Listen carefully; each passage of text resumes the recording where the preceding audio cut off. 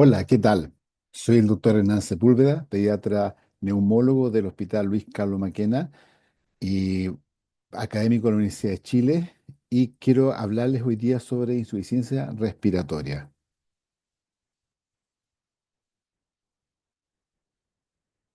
¿Cuál es la función del aparato respiratorio? Es mantener los niveles arteriales de oxígeno y CO2 adecuados para poder cumplir con todas las demandas del metabolismo tisular. Esto implica que tenemos que tener, además de oxigenación en los pulmones, una buena respiración tisular. No es lo mismo tener hipoxia que tener hipoxemia. Hipoxemia. No son cosas diferentes. Para lograr este cometido, necesitamos una buena ventilación, ¿cierto? Con todos los componentes, tanto pulmonares, sistema nervioso, muscular, etcétera. Y tenemos que tener un buen intercambio gaseoso para poder llevar nuestra oxigenación adecuada, con oxígeno adecuado, con una buena saturación de hemoglobina. Vamos a ver eso con más detalle. Es importante, creo yo, pensar que el aire atmosférico está compuesto fundamentalmente por nitrógeno, un 78%, y el oxígeno está por 21%, en realidad es 20,94%, y hay otros gases también que son importantes, pero son mucho menos cantidad, como el dióxido de carbono, el argón y los gases nobles. Los gases nobles, ¿cierto? Son argón, kriptón, neón, helio, etcétera. Pero nuestro fundamental, el aire que nosotros respiramos, es con FIO2 de 0,21 o 21%. Esto es muy importante porque cuando uno da mucho oxígeno y aumenta la cantidad de oxígeno en un porcentaje mayor, va a tener alguna implicancia porque el nitrógeno difunde un poco más lento. Entonces, vamos a explicar ahí en su momento en algunas patologías que es bien importante saber qué es lo que estamos aplicando. Ahora, para llevar esto a una cosa práctica, quiero presentar algunos casos clínicos. Esta pequeña de 10 años, perdón, de 10 meses, con cuadro respiratorio, con tos, silbido, fiebre escasa, no muy importante, una lactantita, con retracción intercostal y subcostal, se alimenta más o menos, menos que lo habitual, y consulta el servicio de urgencia con estos gases arteriales. Veamos este pH 7,48, PCO2 39, PO2 72. Eh, ¿Está en insuficiencia respiratoria? Los invito a pensar. ¿Podemos decir con esto que está en insuficiencia respiratoria? Después de 2 segundos que tienen para pensar, uno tendría que tener más antecedentes. Está con una FIO2 de 0,4, ¿ya? Por una cánula nasal de alto flujo, con una PCR, una reacción de polimerasa en cadena positiva para un BRS. Esto no tiene que ver con la insuficiencia respiratoria, pero si nosotros estamos aportando oxígeno, ¿ya? A esta cantidad es porque la niña realmente está en insuficiencia respiratoria. Otro caso clínico. Este paciente, Martín, de 12 años, portador de una fibrosis quística, fenotipo más o menos severo, que tiene con exacerbación de 5 días de evolución, quejumbroso, decaído, aumento de sus secreciones, fiebre y retracción. Consulta el servicio de urgencia, le toman gases estando con 1 litro por minuto. Yo no estoy diciendo que hay que tomarle gases, esto es para ejemplificar lo que vamos a conversar. No siempre hay que tomar gases de entrada. La mayor parte de las veces no hay que tomar gases de entrada. Tiene un pH 7,32, PCO2 65, bicarbonato 33, ¿ya? Estos son gases que uno podría decir, ¿está con insuficiencia respiratoria o no? ¿Cuáles son las claves? Las claves son estas tres cosas: los niños la clínica y laboratorio. Está con aumento de secreción, está con con una exacerbación. Tiene un pH bajo y una PCO2 alta, por lo tanto no está compensado. Es una insuficiencia respiratoria, ¿cierto? Global con PCO2 aumentada. Sin embargo, tiene ya bicarbonato alto y exceso de base alto. Por lo tanto, uno podría decir que este niño en esta situación está en una insuficiencia respiratoria crónica reagudizada. ¿Qué es lo que es entonces insuficiencia respiratoria? Es cuando tenemos la incapacidad del aparato respiratorio para mantener los niveles arteriales de oxígeno y CO2 adecuados para la demanda del metabolismo tisular. Convencionalmente se acepta esto, el PO2 de 60 o más, ¿ah? Con lo cual vamos a tener de PO2 más de 60, una buena saturación de hemoglobina, por lo tanto un buen contenido arterial de oxígeno, y una PCO2, ¿cierto?, que sea inferior a 50, a 49, como límite superior para, para la CO2.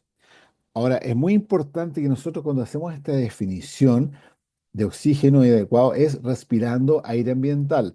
Por eso, cuando uno ya no puede analizar los gases en un contexto de pensar si está insuficiencia respiratoria porque tiene una PO2 de más de 60, 63, y el niño está con un gran aporte de oxígeno, entonces sí está con insuficiencia respiratoria, porque esta definición es respirando aire ambiental.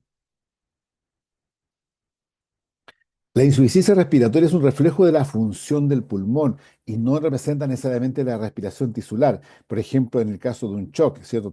Todos los tejidos mal perfundidos.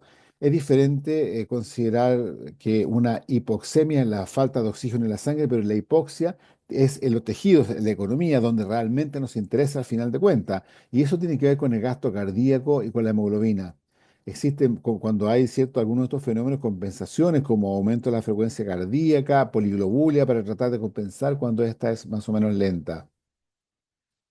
Ahora, cuando hay insuficiencia respiratoria se produce una alteración en algún momento en la ventilación, por ejemplo, en la bomba respiratoria, que tiene que ver con el sistema nervioso central, periférico, ¿ya? Y sus músculos, alteraciones de la vía aérea, ¿ya? De la vía aérea, cierto, central, periférica, alteración también de la caja torácica, del diafragma, etcétera, alteración también del intercambio gaseoso. Aquí, por ejemplo, hay una neumonía, entonces el intercambio de oxígeno que entra a ¿cierto?, los capilares y bota CO2 no se produce en forma tan satisfactoria.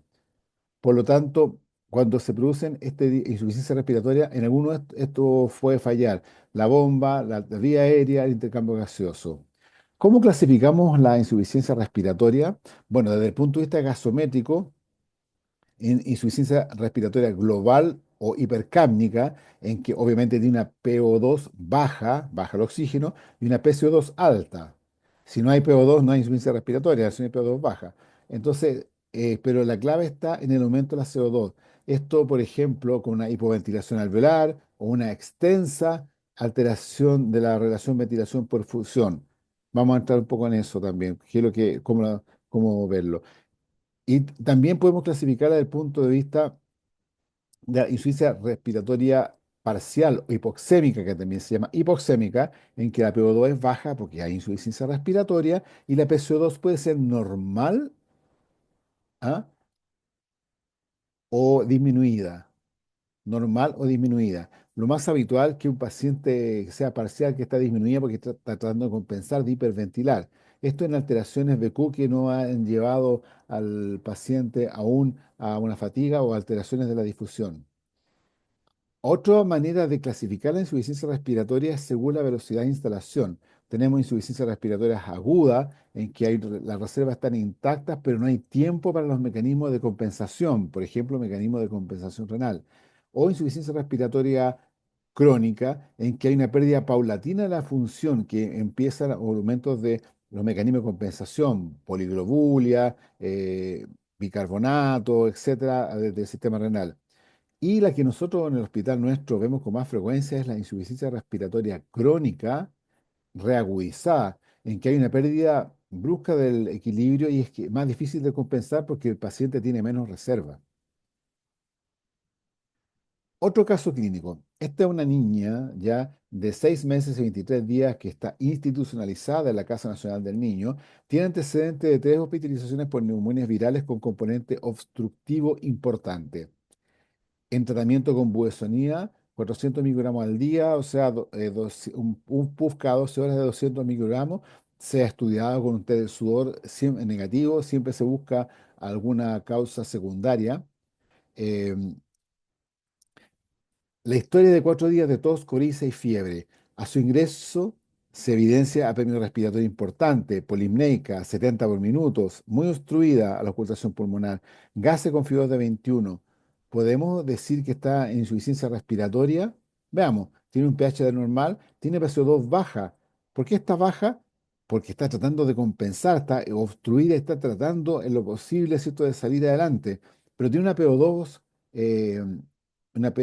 baja, por lo tanto tiene insuficiencia respiratoria parcial o hipoxémica, ¿ya? El bicarbonato está normal, no ha tenido tiempo del riñón de compensar. Quiero por favor que me entiendan que estoy ejemplificando esto. No quiero decir que una niña como esta hay que pedirle gases, ¿ya? Es que están los gases como para tomarlo en consideración en el diagnóstico, en el análisis, pero una niña como esta, lo que tiene que hacer es manejarla y no necesariamente pedirle gases. Y probablemente no va a ser necesario, como yo le he dicho la mayor parte de las veces, pedir gases. Otro caso, este es un escolar de 8 años, un asmático conocido en tratamiento con fluticasona 250 microgramos al día, para decir los PUB de 125, uno cada 12 horas, más salbutamol, etcétera, que inicia síntomas catarrales hace 2 días, tos, coriza, etcétera. Desde allí es con mayor ahogo, dolor de pecho, ¿ya? Que es típico de los asmáticos, y con silbidos que se ocultan, ¿cierto?, por los padres, o sea, que lo escuchan los padres. Está muy polimnéico, está angustiado, está saturando, ¿cierto?, 85%, se le indica ambiental, entonces se le indica oxígeno en la urgencia, y ahí le toman gases. ¿Y aquí cuál es la diferencia? Miren, el pH está bajo, la PCO2, ¿cómo está? Está normal. Entonces, la PCO2, la PO2 está baja, tiene insuficiencia respiratoria, el bicarbonato está normal. Entonces uno podría decir, pero la PCO2 es una insuficiencia respiratoria parcial. Sí, es parcial, pero a diferencia de la niña anterior, este niño asmático que está muy obstruido, mucho silbido, tiene una PCO2 normal, llegando casi al límite normal. Lo que uno esperaría en este caso es que tuviera más baja, porque el niño debería estar compensando. Y esto nos está diciendo, ojo, este niño se va a descompensar en forma adecuada. Si no lo manejas bien, va a llegar pronto a una insuficiencia respiratoria global, que eso ya tiene muy más difícil manejo y peores resultados. Ahora, cuando estamos hablando de oxígeno, ¿cómo transportamos el oxígeno cierto, de los pulmones hacia los tejidos? Bueno, la gran minoría es disuelto, un 2%, la gran mayoría unido a la hemoglobina. Por lo tanto, esto necesita una integración muy, muy estrecha entre el aparato circulatorio y respiratorio. La hemoglobina, ¿cierto? Que esta proteína, cierto componente de la sangre que tiene cuatro cadenas polipeptídicas, ya dos alfa y dos beta, que en su centro tienen un grupo M que tiene cuatro anillos pirrólicos, que en el centro tiene ellos un fierro de tal manera que esta es muy capaz de capturar el fierro, es muy eficiente en el transporte de fierro, como tiene que haberlo visto en sus clases de fisiología.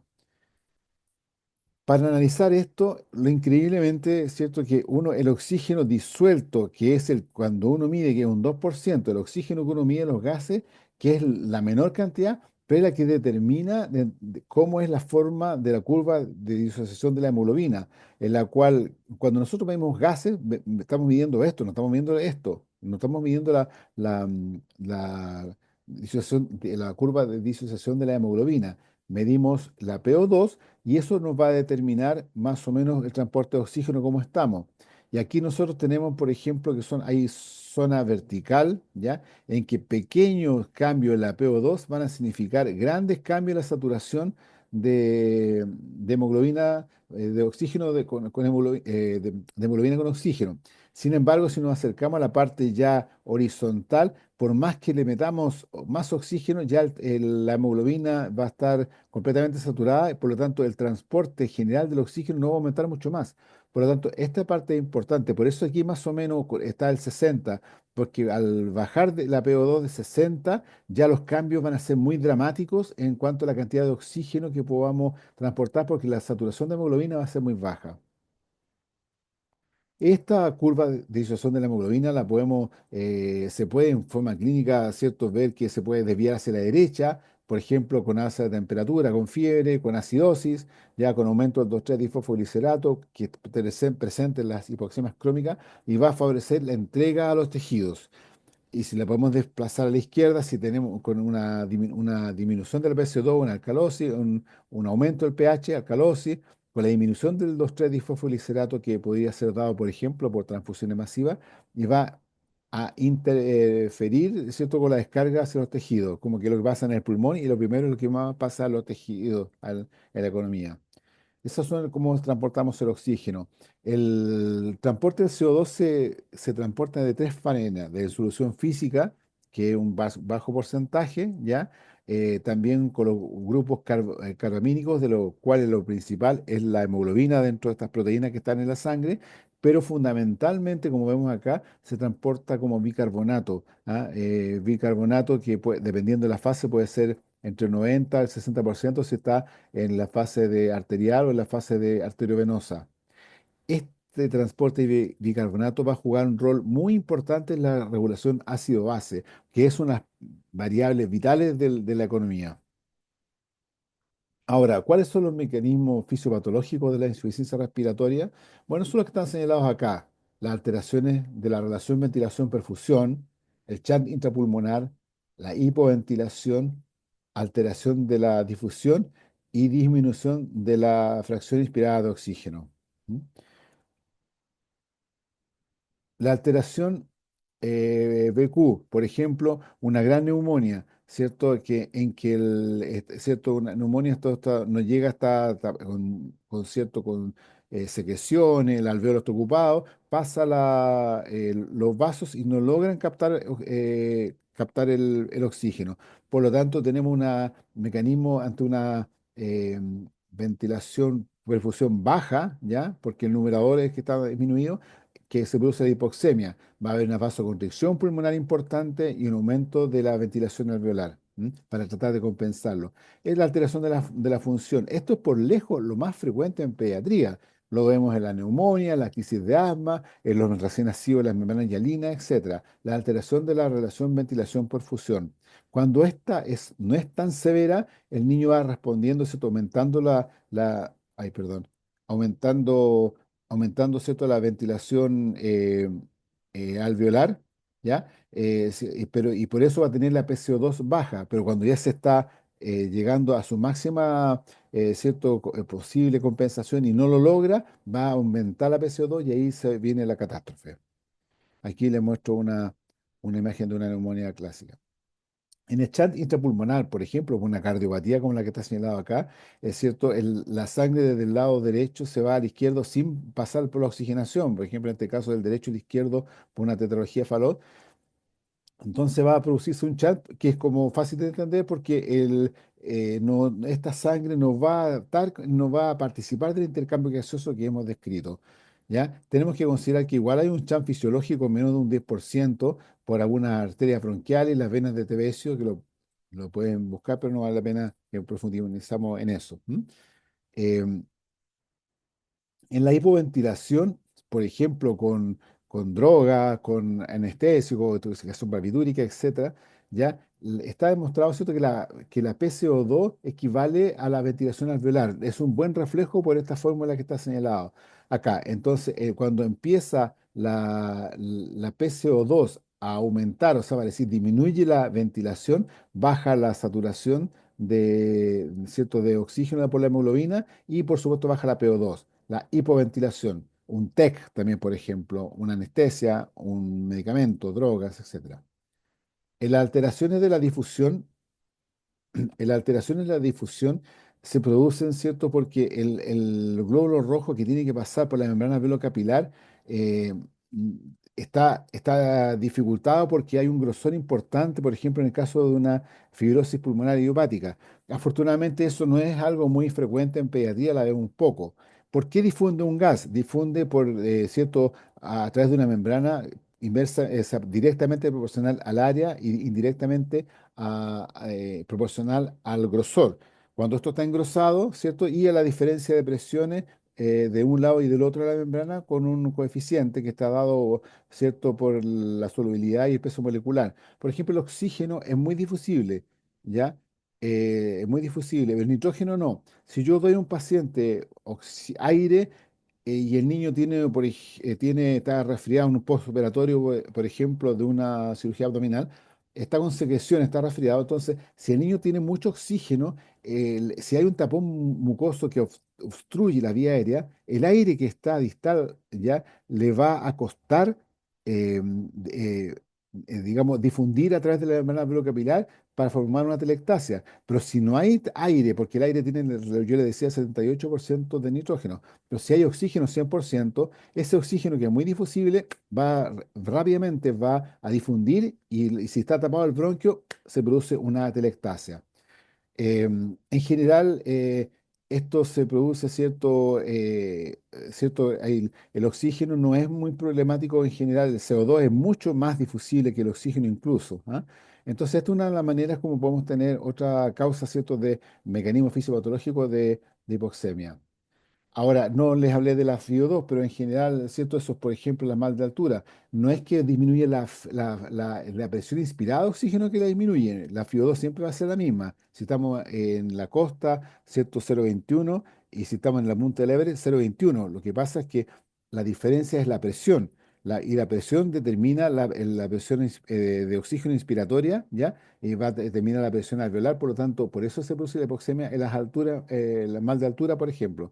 Eso no es muy poco con la clínica, así que por eso no lo toqué más.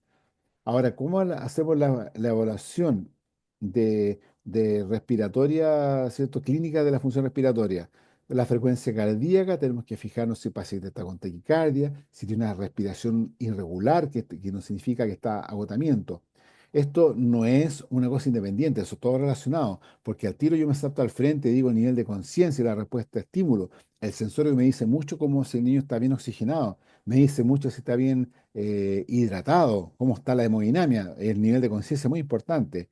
A nivel de la mecánica respiratoria, el aumento de la resistencia y la vía aérea, disminución de la compliance pulmonar, el niño no ventila bien, retracción de partes blandas, ruidos que significan obstrucción, alta, estridor o sibilancia así más bajo, quejido, el quejido respiratorio que se produce porque el niño cierra la glotis y manda un impulso de aire se distancia para evitar el colapso alveolar, el típico que eso se produce, por ejemplo, en la neumonía, es signo de dificultad respiratoria, en las membranas hialinas, en las crisis asmáticas importantes. Si el niño no logra oxigenar bien, va a tratar de hacerse como un auto PIP, va un auto aumentar la presión para evitar el colapso. Y disminución de entrada del aire, la vía aérea, la ocultación. Y por otro lado, el color de piel y mucosa. La cianosis generalmente indica hipoxemia, pero es un método tardío para diagnosticar. Uno no espera que llegara a tener cianosis para diagnosticar insuficiencia respiratoria. El color de la mucosa va a estar influenciada por el flujo sanguíneo de la piel, por el grado de extracción de los tejidos, por la concentración de hemoglobina. A lo mejor un niño que está con muy anémico no va a costar ver cianosis. Y la ausencia de cianosis no descarta la hipoxemia y yo le he dicho, ¿cierto?, que es un mecanismo tardío. Por lo tanto, tenemos que estar atentos a otras cosas. ¿Cómo lo hace el PALS? A ver, ahí. ¿Cómo lo hace el PALS para ver la evolución clínica de la función respiratoria? Bueno, con estos triángulos que son de los triángulos de evaluación pediátrica, que es el PALS es Pediatric Advanced Life Support. Entonces, con la apariencia, la respiración y la circulación, que es lo mismo que le estaba diciendo, pero más sistematizado. Entonces, la apariencia, el tono muscular, la interacción, la agitación, la mirada, el lenguaje. Ningún niño va a estar riéndose feliz si está mal, si está con insuficiencia respiratoria. La apariencia, entonces, mucho que ver con el sistema nervioso. El, la respiración, ¿cierto? Si tiene ruido, ronquido, silbido, etcétera. La postura, si está en posición de olfateo, si está sentado tratando de poder respirar. Si está muy polimneico o bradimneico, el niño ya cuando se está cansando empieza a hacer bradipnea. Si está con mucho aleteo nasal, tiraje, retracción de partes blandas. Y la circulación está pálido, como la piel está moteada, tiene cianosis. Esos son el triángulo de valoración pediátrica de la función respiratoria. Bueno, cuando un paciente ya esto está evolucionando de una mala manera que no queremos que llegue, empieza a tener alto riesgo de paro cardiorrespiratorio, la taquipnea, esfuerzo respiratorio importante o un movimiento pulmonar muy disminuido, ¿ah? Bradipnea con mayor razón o respiración irregular, somnolencia, letargia, pobre respuesta a estímulo, hipotonía o cianosis. Estos son elementos que nos hacen plantear que nuestro paciente va a estar muy cercano al paro respiratorio. Y yo creo que ustedes deben saber que el paro cardíaco, ¿ya? Eh, el paro cardíaco en un niño es de más mal pronóstico que en el adulto, porque en el adulto en general está asociado mucho a lo que es eh, arritmia. Y uno, por eso está las campañas en todas partes con los desfibriladores, etcétera. Pero cuando un pequeño llega al paro respiratorio y después al paro cardíaco, es porque él está generalmente con una alteración BQ importante, por ejemplo, la neumonía, ya severa, un distrés respiratorio. Él ha echado a la parrilla, ¿cierto? Toda su posibilidad de compensación. Y cuando uno llega a tratarlo ahí, ya el paciente no tiene mucho más que ofrecer, entonces cuesta mucho sacarlo porque el niño ya está agotado en sus mecanismos de compensación. Ahora, ¿cómo hacemos el tratamiento de la insuficiencia respiratoria? Debe ser instalado precozmente. Hay que tratar la enfermedad de base si es posible, antibióticos, antibióticos, si está cierto con una crisis asmática, nebulizarlo o darle beta-2 agonista. Hay que tratar la alteración fisiopatológica resultante, si el niño está intoxicado con un medicamento o anestésico, revertirlo, etcétera. Y tenemos que mantener una oxigenación tisular compatible con la vida. ¿M? No estamos diseñados para vivir hipoxémicos en forma prolongada. ¿Cómo hacemos la corrección? Con el tratamiento, corregir la hipoxemia tratando de oxigenar 93, 95. Y esto es lo que está tratando de aplicarse de a poco porque el paradigma tradicional es 94, 99% de saturación. ¿Ah? Pero los últimos estudios indican que es probablemente más beneficioso tratar de llegar a esto, a 93, 95. Hay que mejorar las condiciones de transporte de oxígeno y transporte y entrega de oxígeno. Hay que transfundirlo si está con una anemia muy severa. Corregir la hipoventilación. ¿Cómo lo podemos hacer? Con ventilación mecánica, si es necesario. Si está con depresión respiratoria, la que yo le decía, con un anti, por ejemplo, contra barbitúrico o medicamentos, si hay una intoxicación por benzodiazepina, etcétera. Tratar la alteración neuromuscular si es que se puede y humidificar y siempre estar preocupado de humidificar la entrega de oxígeno que vamos a hacer para evitar la resequedad en la vía aérea. Y por ahí han estado los más grandes avances. Ahora, ¿cómo podemos dar oxígeno? Bueno, de la red del hospital, ¿cierto? Como está marcado acá, de la red del hospital, de un tubo de presión. Estamos hablando de la oxigenoterapia, puede ser aguda o puede ser crónica domiciliaria. Concentradores, la casa, por ejemplo, concentradores y el oxígeno líquido en estas mochilitas. Cuando se inició para el paciente con insuficiencia respiratoria crónica, ¿cierto? Darle oxígeno para mejorar, ¿cierto? Su hipoxemia, se hablaba del el Programa Nacional de Oxígeno Domiciliario. Y hoy por hoy eso ha cambiado y se llama oxígeno ambulatorio porque los niños con esta mochilita van al colegio y hacen su vida lo más normal posible. Entonces, estas son las maneras como podemos administrar en general oxígeno. ¿Ah? Pero por supuesto, en el hospital siempre en general andamos con la red hospitalaria. ¿M? Eh, Ahora, el oxigenoterapia es el pilar de tratamiento. Debemos administrar de forma suplementaria desde la FIO de 21, podemos llegar hasta FIO de 1 o de 21% a 100%. La FIO2 es fracción y siempre el máximo es 1. Cuando uno habla de porcentaje es 100%. Si habla de FIO2, el máximo es 1. El oxígeno es un medicamento, ¿ya? Está indicado en la insuficiencia respiratoria aguda, en la crónica, ¿cierto? Por supuesto también que está con necesidad reutilizar y en la hipoxemia tisular, por ejemplo, en el shock, cierto, insuficiencia cardíaca, en un paro cardiorrespiratorio, ¿m? En la RCP. Nadie se va a preguntar, siempre uno si está el paciente en shock, es que no tiene nada en los pulmones, no importa, oxígeno, lo más alta concentración que puedas. Se monitorea con gases, con oxímetro de pulso, podemos calcular parámetros como la PAFI, que es la presión, ¿cierto? eh, Arterial de oxígeno partido por la FIO2, ya más de 400, o la PAPA, que es la presión arterial partido de la presión alveolar, que esta se puede calcular mediante esta fórmula, que probablemente la habrán visto en cirugía, en fisiopatología. Bueno, y lo vamos monitorizando con saturómetro, oxímetro de pulso, con lo cual podemos hacer otras mediciones que las vamos a mencionar someramente.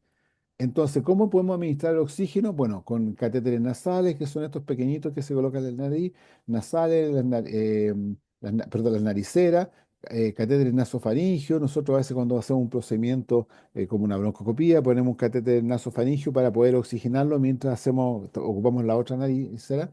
Las mascarillas simples, las de reinhalación parcial, las de no reinhalación, las de Venturi, que podemos dar variable cantidad de FiO2, ¿ah? La mascarilla simple hasta 0,5, la de no reinhalación puede llegar hasta 0,95 de FiO2, y la Venturi, que ocupa el principio Venturi, podemos llegar hasta 0,5. Y la cánula nasal de alto flujo, que es la vedette, la que ha revolucionado esto, que podemos dar grandes concentraciones de 0,35 a 0,9, ¿ya? Y que nos ha sido un gran aporte para lo que es la insuficiencia respiratoria ya moderada, tanto en adultos como en niños, pero aquí estamos hablando de pediatría.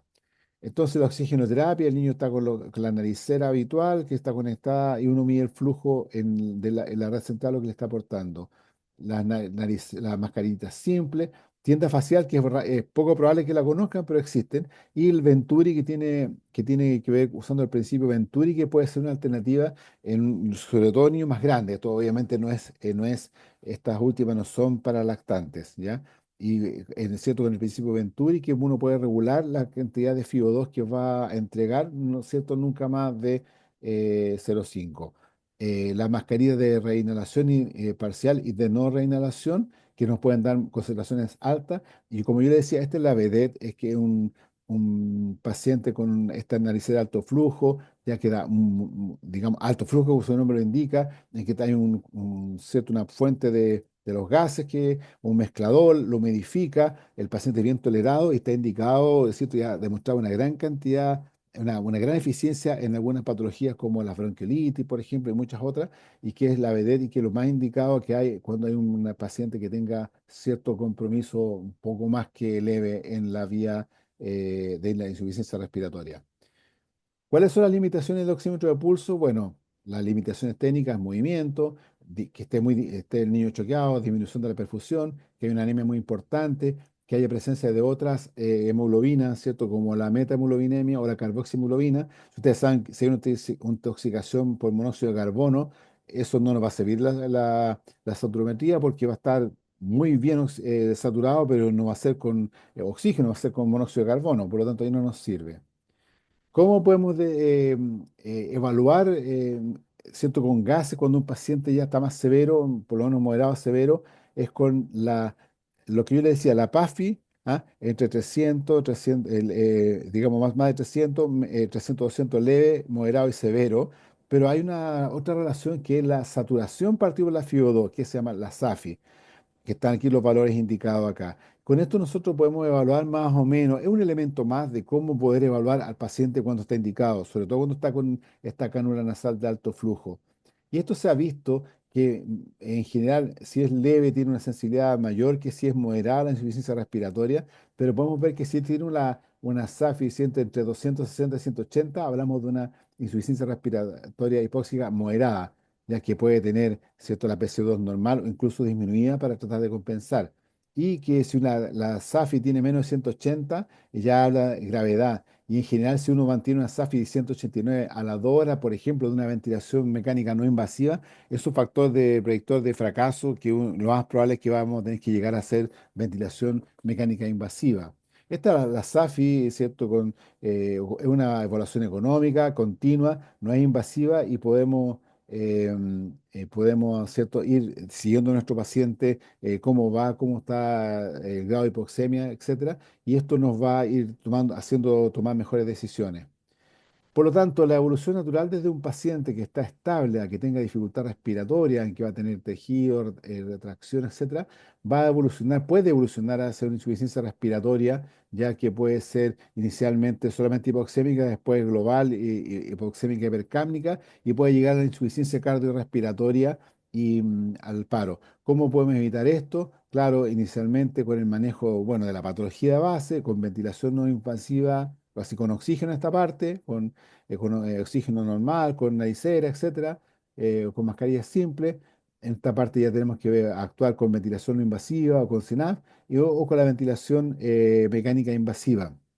De tal manera que un reconocimiento precoz obviamente va a disminuir la morbimortalidad asociada al cuadro que estamos evaluando. Complicaciones de la oxigenoterapia, retinopatía proliferativa en pacientes neonatos prematuros. Ya eso es sabido, que eso siempre se tiene que monitorizar muy acuciosamente. Toxicidad pulmonar, secundaria a la disminución de la síntesis de surfactante, alteración de relación ventilación-perfusión, ¿cierto? Los pacientes tienden el oxígeno es vasodilatador, tiende a disminución de la actividad mucociliar. Esto asociado a secreciones puede favorecer la aparición de atelectasia por las razones que yo les he comentado. En un paciente crónico respiratorio puede hacer una depresión del centro respiratorio. Cuando el ser humano en general responde, lo principal responde al CO2. Si el CO2 empieza a aumentar, el paciente el centro respiratorio se va a acostumbrar y ya no es importante la CO2, se va a hacer eso con que la CO2 esté aumentada. Pero entonces su estímulo respiratorio va a ser la hipoxemia. Si tú a un paciente que tiene una insuficiencia respiratoria crónica le pones oxígeno demasiada FiO2, puede haber le quitas el estímulo que tiene para respirar, que es la hipoxemia, por lo tanto podría aumentar eventualmente la insuficiencia respiratoria. Así que ojo con la depresión del centro respiratorio si eres un paciente crónico. Bueno, eso es lo que quería contarles. Voy a dejar con el correo a la persona que me pidió la clase para que puedan hacer cualquier consulta que ustedes les tienen conveniente. Muchas gracias por la atención y hasta otra oportunidad. Chao, chao.